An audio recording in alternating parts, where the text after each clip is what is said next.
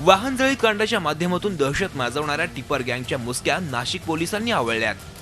गँगच्या 13 सदस्यांपैकी 6 जणांविरोधात मोक्का अंतर्गत कारवाई करण्यात आली असून 960 पानांचं दोषारोप पत्र दाखल करण्यात आलंय।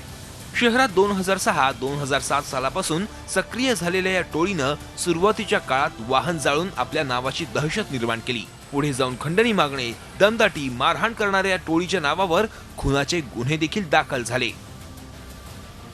टिप्पर गँगचे जे सदस्य आहेत त्यांच्याविरुद्ध आपण मोक्का न्यायालयात काल चार्जशीट दाखल केलेला आहे आणि जे इतर जे त्याला साथीदार त्याला मदत करत होते त्यांना पण आपण IPCच्या अंडर त्यांच्या विरुद्ध पण आपण कोर्टात चार्जशीट दाखल केलेला आहे।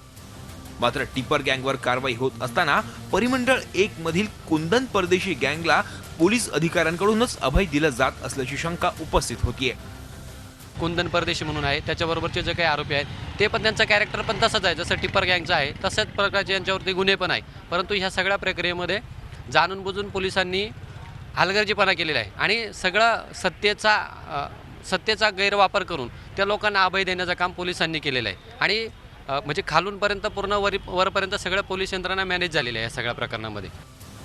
एरवी छोट्या छोट्या गुन्ह्यांविषयी पत्रकार परिषद घेणारे पोलीस अधिकारी चार्जशीट प्रकरणी कॅमेऱ्यासमोर बोलायला तयार नाहीत। ते वरिष्ठ अधिकाऱ्यांवर जबाबदारी ढकलतायत।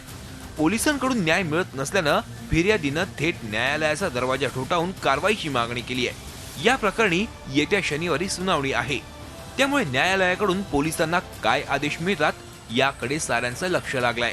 Mukul Kulkarni, Zee media, Nashik. Zee 24 तास रहा एक पाऊल पुढे।